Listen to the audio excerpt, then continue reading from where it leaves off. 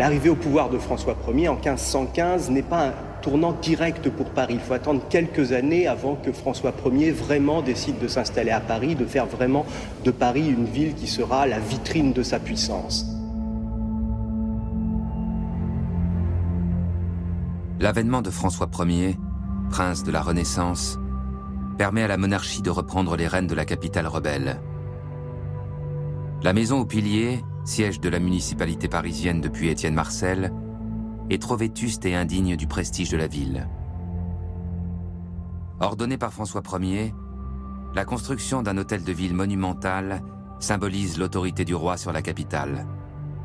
Cet édifice majestueux est le premier bâtiment de style Renaissance érigé à Paris.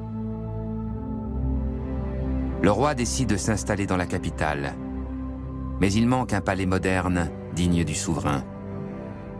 Quand François Ier arrive au pouvoir en 1515, le Louvre, c'est encore un vieux château médiéval, c'est une forteresse qui est tout à fait inadaptée à la vie de cour telle qu'on entend la mener désormais. Et donc François Ier, dans les années 1520-1530, commence à transformer ce château. On abat l'énorme donjon qui était au centre de la cour, et puis on commence des aménagements, on agrandit les fenêtres, on décore les appartements royaux.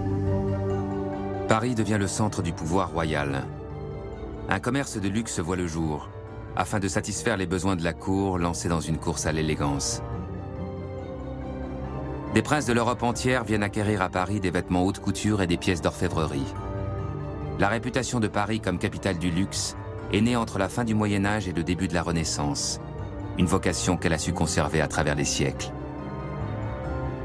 La cour, qui est très élégante, a besoin de montrer son élégance, et donc Paris est un haut lieu, un peu d'ébénisterie, de tout ce qui fait le décor de la maison, aussi de création en couture, très tôt, même si malheureusement les malheurs du temps font qu'on n'a pas peu de traces.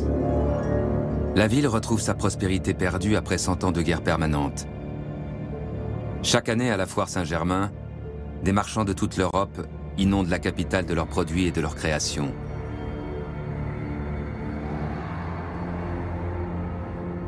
Paris attire au XVIe siècle, Paris attire la population. Les gens viennent des campagnes ou des bourgs voisins, spécialement du nord de la France, mais on vient aussi de l'étranger. Il y a des commerçants qui viennent de très loin, des joailliers, des orfèvres, des imprimeurs qui viennent parfois d'Allemagne. Et puis on attire des étudiants, des professeurs, des collégiens qui sont dans les collèges de la rive gauche de l'Université de Paris. Paris est une ville ouverte où l'on circule beaucoup.